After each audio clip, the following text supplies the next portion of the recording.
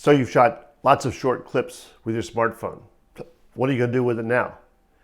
How are you going to make a finished video out of all those different clips? But today, I'm going to show you how I do.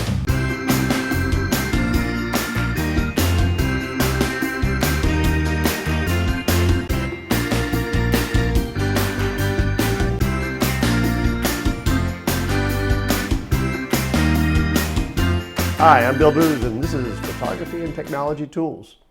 In a recent episode, I talked about all the equipment that one can accumulate to make great videos with your smartphone. And as I said then, my experience is mainly with iPhones and iPads, although the same thing can be accomplished on Android tablets and Android phones.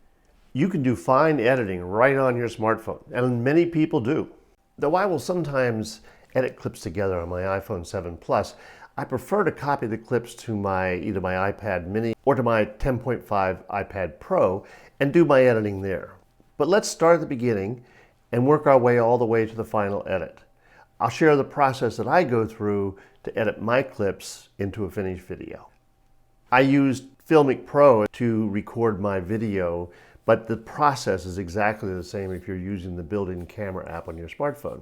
One thing I really like about Filmic Pro is it allows me to use it like a regular video camera where I can set up a shot, take a shot, click on a record button, which actually turns into a pause button, and then move the camera, move my location as I'm doing here, and then restart the video. And it's all combined in one clip or one file. It makes it a little bit easier for editing.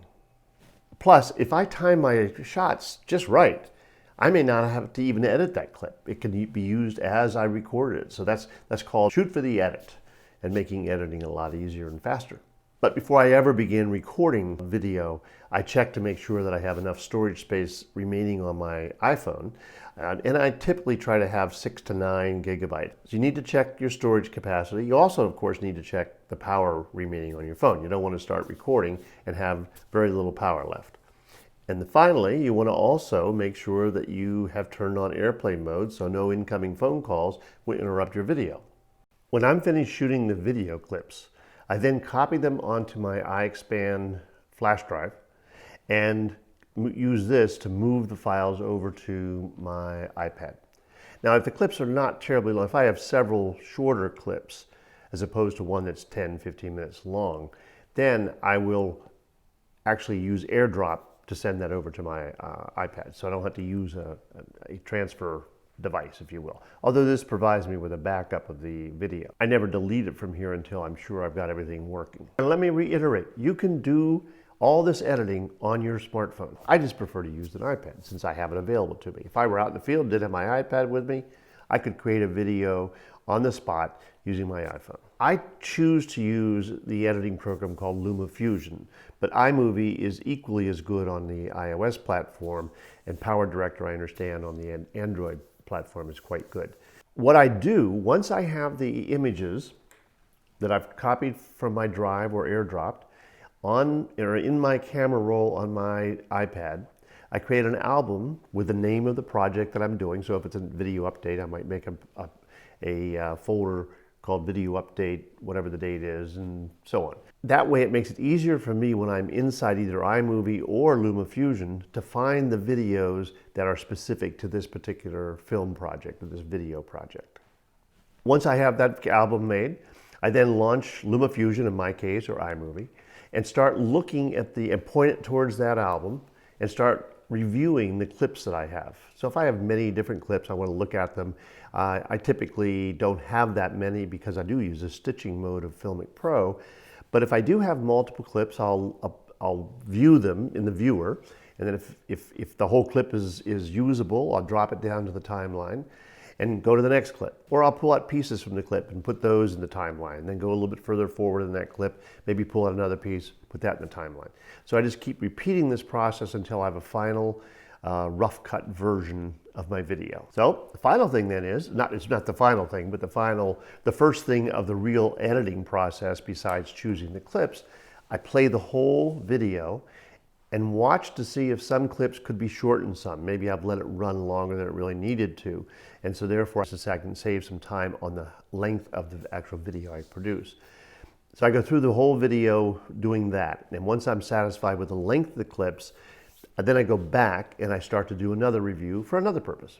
And that other purpose is really checking the consistency of exposure from one clip to the next as I go from one clip to another. And I know that, for example, in this particular video, I'm going to have some issues because the lighting in my dining room, where I am right now, even though I'm providing myself with some artificial light, is going to be different than it was in the kitchen. And even from one place in the kitchen to the other place in the kitchen, it was a little bit different. So this is what I'm talking about. You review your rough cut edit and make sure, or at least try to adjust the color balance so that it looks consistently good. You can also do color grading at this point. And color grading is basically just changing the color tones in your image. And there are lots of different ways to do that, lots of different styles that people like with color grading. The next step for me is to, again, look at the video with an eye towards how are the cuts, between clip number 1 and clip number 2 and number 3, and so on down the line. Is it jerky? If it is, then can I adjust it by shortening or lengthening the previous clip or the follow-up clip or whatever? So I try to adjust that. Then the next thing I look at is where can I put B-roll? So for example, I'm talking right now and I'm recording myself talking. But what you're going to see in some parts of this video are shots of my iPad as we're talking about doing some of these things. That's B-roll. Additional footage to show what the person who's talking about is talking about. And sometimes that B-roll can be useful for helping those cuts. But if you've got a cut that's really jerky and you can't fix it, putting a B-roll on top of that will hide that jerkiness. So it's one of the tricks of dealing with edits that are difficult to get exactly right. Then my final edit, after I've got all the clips the length I want them and things in place the way I want them, is I go through and listen to the video again. You get a little tired of hearing yourself talk, but you go through the video again and listen for ahs, and try to get rid of the ahs. And once you've done this several times, you'll start to even recognize the ahs in your audio track. So that, I think, is really very important. There might be other pauses that are not really necessary, and you can cut those. So it's a way, I typically will end up shortening a video by 30 seconds, just getting rid of my ahs, because I say it and I don't realize I'm doing it when I'm actually recording the video. So now finally, and it is really the final step, and that is to add titles and any music that you want to add, kind of underlying music or other audio. And then once I've got that in place and I'm happy with it and I've ducked it, which means you lower the music so it sort of fades away or it starts to fade in, then it's time to save the video. So I export in LumaFusion, I export it to my camera roll, and it's then ready to go out to the world, whether I choose to put it on YouTube as I do with these videos, or if I'm just going to share it with family or whatever it might be. Maybe I'm doing it for somebody else and I had to deliver it to them through Dropbox or Box or some other method. So that's my workflow from beginning to end, from video recording through transfer of the files to actually editing the files to make a final video. I hope that's helpful, and I hope it doesn't sound too confusing. It's typical when you're describing how you do something that it sounds more confusing than it really is. Once you do it, once you start doing it, you find it really is quite easy. So thank you very much for checking in on this Photography and Technology Tools episode, and I hope it's helpful to you. And if you do find it helpful, please click on the like button and subscribe to my channel for other information just like this. Thank you. I just want to add a footnote to this previous video that you just saw and about the quality of the images. I was experimenting with moving my locations from one room to another, and that of course introduced different lighting situations, and I tried to fix it in post, and you can see that I didn't do really a great job on there were 3 different locations.